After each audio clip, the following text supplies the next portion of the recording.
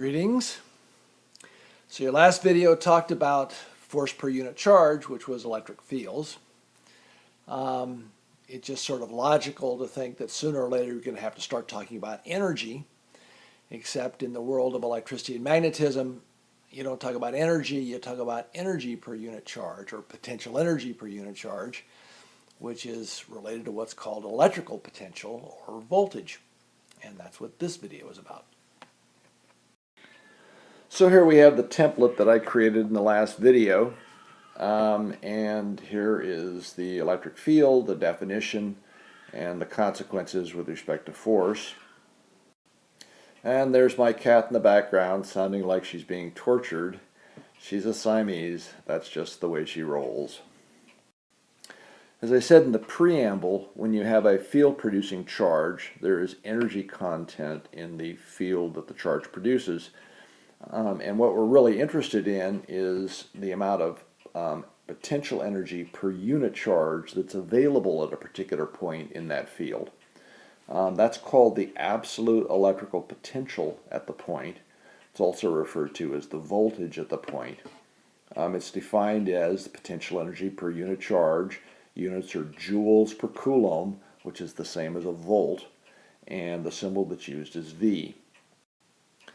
Although there are other uses for electrical potentials, it is quite possible that you could have a field producing charge that's generated a field whose voltage function you know, or at least you may know the voltage at a particular point, and you may want to put a charge at that point, and in doing so know how much potential energy it has.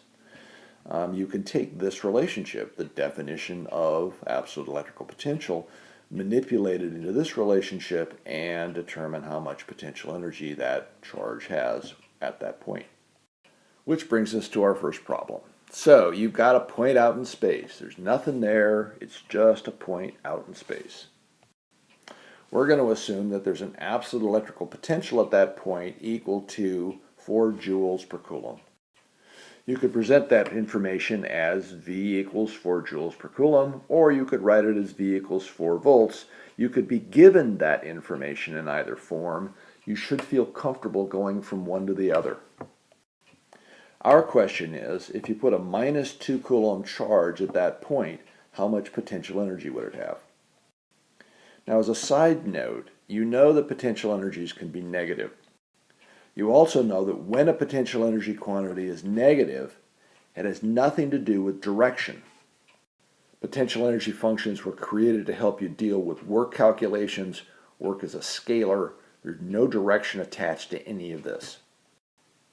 Turns out that if you have a negative field producing charge, which is not the case here, but if you had that, the electrical potential that it would generate would be negative. What is important to note is that the negativeness of that energy-related quantity also has nothing to do with direction. So now it's time to get back to the problem at hand. So the absolute electrical potential, which is to say the voltage at the point of interest, tells you the amount of potential energy per unit charge available at the point, whether there's a charge at the point to feel the effect or not. That absolute electrical potential quantity is defined as V equals U over Q, which means that if we put a charge at that point and we want to know how much potential energy it has, we can determine that by taking Q and multiply by V. Doing that process yields a potential energy for our minus 2 coulomb charge of minus 8 joules. That's the amount of potential energy it would have if we placed it at that point. And it should be noticed that that negative sign rode along in the calculation. This is one of those instances where you need to include the sign of the charge in the calculation. Second problem, let's assume that we have the voltage at 2 points. At this point we're going to let V1 equal to 4 volts. At this point we're going to let V2 equal to minus 3 volts. How much work will the field do on a minus 2 coulomb charge as it goes from point 1 to point 2? I might add, I'm not suggesting that it would naturally go from this point to this point. Somehow or other we motivate it from here to here. However it's done, doesn't matter. The point is it goes from here to here. I want to know how much work the field does if you do that. So we know the relationship between work and changes of potential energy. And we know the relationship between potential energy and electrical potential. So putting the two together, we get work equals minus Q delta V, expanding the delta V out to V2 minus V1, and putting in the numbers, we end up with the amount of work equaling minus 14 joules. So as the charge goes from here to here, the field does minus 14 joules worth of work on it. As an added thrill, we know that the work done by the field was negative, and we know that the charge was negative. So what must the direction of the electric field have been? Okay, so you need to listen to each of these statements as they come. If you don't understand a statement, you need to stop the video and think about it before you go on. Negative charges naturally accelerate opposite the direction of the electric field. Okay, electric fields are defined as the direction positive charges accelerate, and negative charges accelerate opposite the direction of the electric field. If this particular charge had accelerated opposite the direction of the electric field, in other words, in the direction it would normally want to accelerate, if you just let it go, it would have picked up speed.